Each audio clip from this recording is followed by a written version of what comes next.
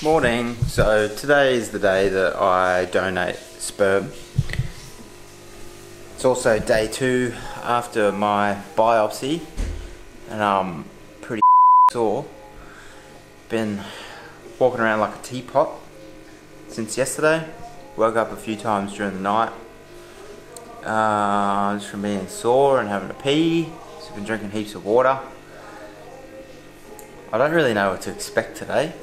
A little bit like, this is one of the things that's been the standout of my week, that I get to go freeze some sperm.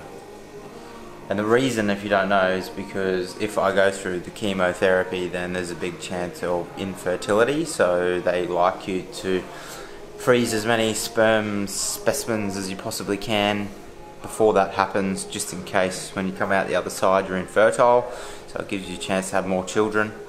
Luckily we have a bun in the oven, so we've definitely got one that's going to come.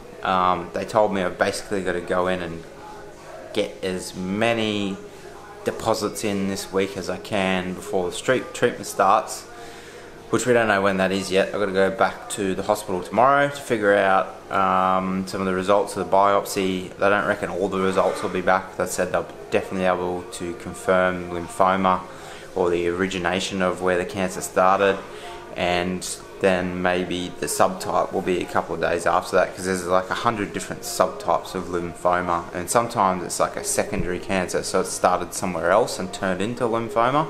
So those are the things you've got to figure out this week. So just doing a bit of prep. One of the more awkward things about today is my mum is taking me, because I'm incapacitated, I can't really drive, so my mum is taking me to freeze sperm. Courtney was not available because she's working today. Then the second option was Courtney's mum, which is even more awkward. Then Courtney's sister, probably a bit more awkward for her. And then one of our friends that lives up the road, even more awkward for them. Hey, can you just drive Tom to go drop some sperm off? Yeah, it'd be weird. Not really sure what to expect. I had a little bit of planning around the type of underwear that I would wear. Like, do I wear one with a little pocket in the front to make it easy? Am I supposed to strip down and get nude? Like, is the room going to be like cold and clinical, like a doctor's office? Because that's not very appealing at all. Or do they like set the mood? You got a bit of mood lighting and a bit of mood music. Maybe there's some fur and things like that. I don't know. Don't know what to expect. Well, just gotta wait for Mum, pick me up, and we're on our way to drop the kids off. See you, babe.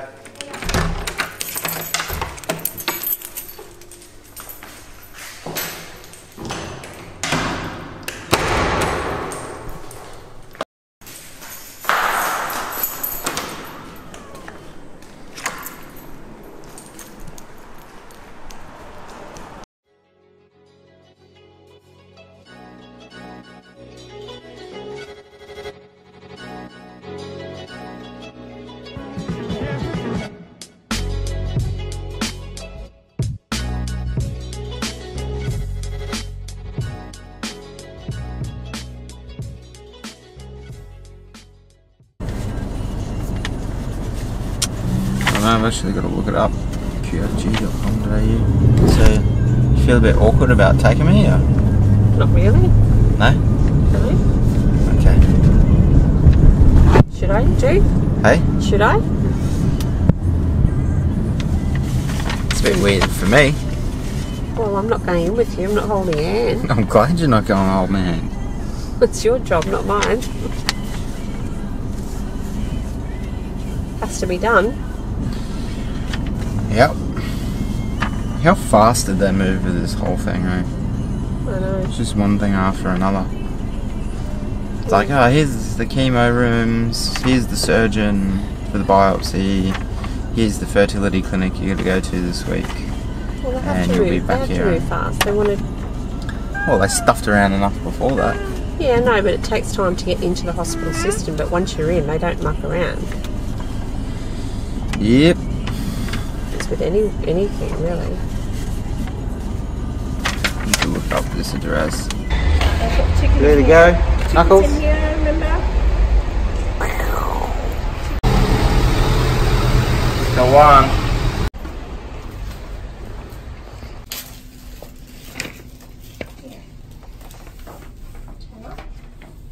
Good boy. Let me take your drink.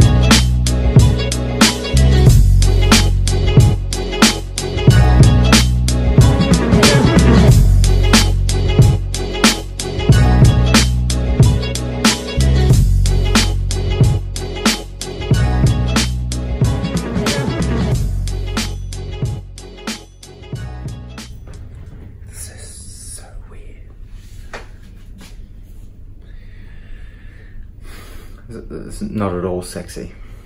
Not at all sexy. It's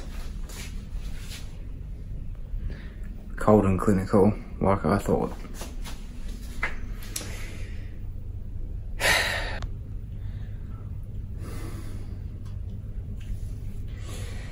No aircon in here. It's by far the unsexiest thing I've ever done. Thank you for tuning in to my very first sperm freezing experience. It wasn't very nice. It wasn't very romantic at all. The building we're in, the aircon was broken, so I had to go in this little doctor's room with a single chair with no aircon whatsoever, and they had like 10-year-old, what's the word I'm looking for? Material? Magazines, which I didn't want to touch any of them. I was like, come on, you'd think a fertility clinic at like the year 2019 and have a little bit more high-tech enticement for their clients. But anyway, that was the first experience, done and dusted, and it was horrible.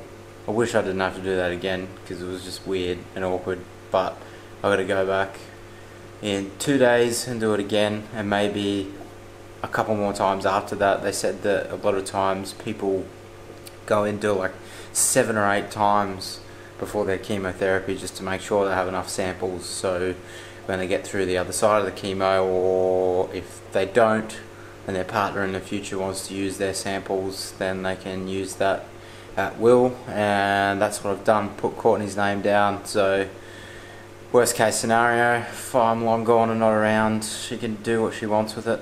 But don't know how I feel about that, not being a part of it. Anyway, I didn't film when we got back. I was gonna film the journey coming home and doing some juicing, some stuff I did for the day, but feeling pretty like sore and swollen and ordinary from that when I got home. And I had a little nephew here too, who was running amok, so my hands were pretty full, and I basically laid down from about 11:30 and slept till about 3. So that was me done for the day. Thanks for tuning in. Tomorrow we go back to the hospital and get some type of result from the biopsy. Not sure how in-depth it's going to be. That's about 2:30 PM tomorrow afternoon. So we'll keep you posted on how that situation goes, and hopefully we get some kind of decent news out of this whole situation. Maybe it's not too bad. Maybe it's something that's easy to deal with. So we'll just cross that bridge when it comes. Thanks guys.